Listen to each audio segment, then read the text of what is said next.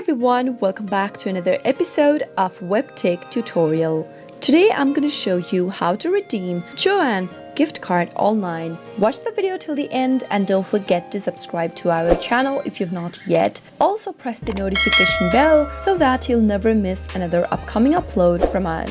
Open up a web browser of your choice. To begin, in the web address bar, type in www.joann.com and press enter. You'll end up in the official web page of Joann. Make sure that you're logged into your account by entering your credentials and you'll end up in this page. To redeem your gift card with Joann, you can go ahead and select a product that you'd like to purchase online and add it on your shopping bag. Once you do that, mouse over to your shopping bag right here at the top right hand corner. As you can see that I've already added a product in my shopping bag. Now once you do that, click on checkout in the pop-up. The product that is available in your shopping bag will be displayed on the next page. Go ahead and choose the amount that you'd like to purchase, and after everything looks okay, go to the checkout button at the right hand side of the screen and give it a click.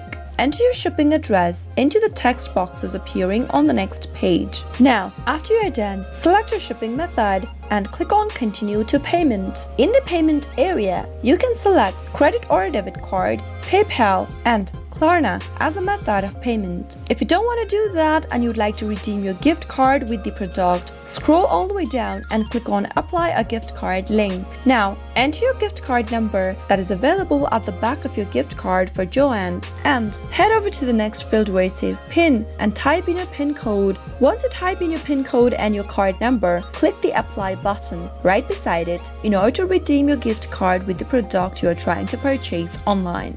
That is how it can be easily done. I hope you found the video to be helpful. If you did, go ahead and give us a thumbs up. I'll be back soon with more tutorial videos like this. Thank you for watching.